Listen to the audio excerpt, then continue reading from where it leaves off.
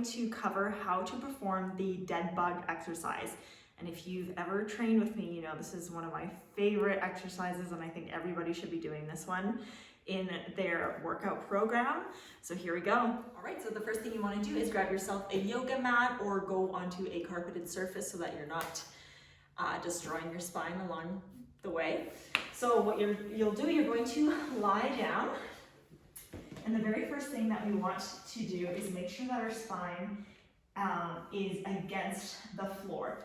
So if you have somebody with you, it's awesome if you can get them to put their hand in your lower back, and then they're going to ask you to squeeze down until they can't wiggle their fingers anymore. If you don't have anyone around, you can do this by yourself and just test it and make sure that your core is really super tight and against your hand so you can't move it.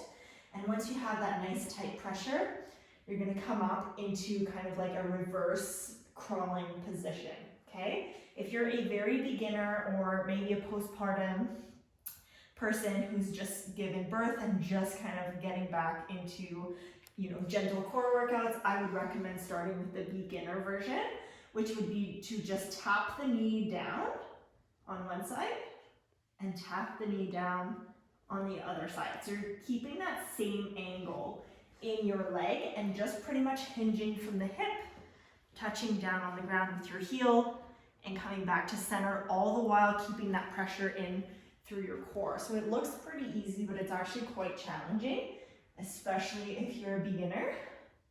So that would be the first progression of the dead bug that you can try. All right, so if you're finding that pretty easy, the next thing you can do is progress into the full dead bug. So we have that same starting position. Again, core is nice and tight against the floor. And now you're gonna extend your leg straight and your opposite arm straight and come back to center, opposite leg, opposite arm, back to center. And as you can see, my back is not lifting off the ground at all.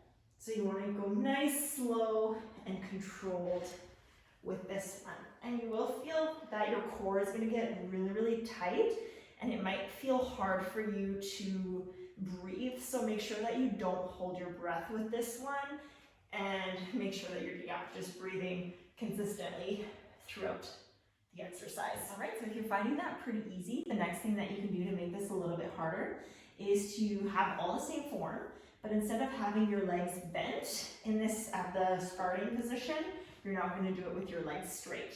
So it's the same movement, but now we've made it a little bit more difficult by lengthening the leg. So that's going to put a little bit more pressure on your core.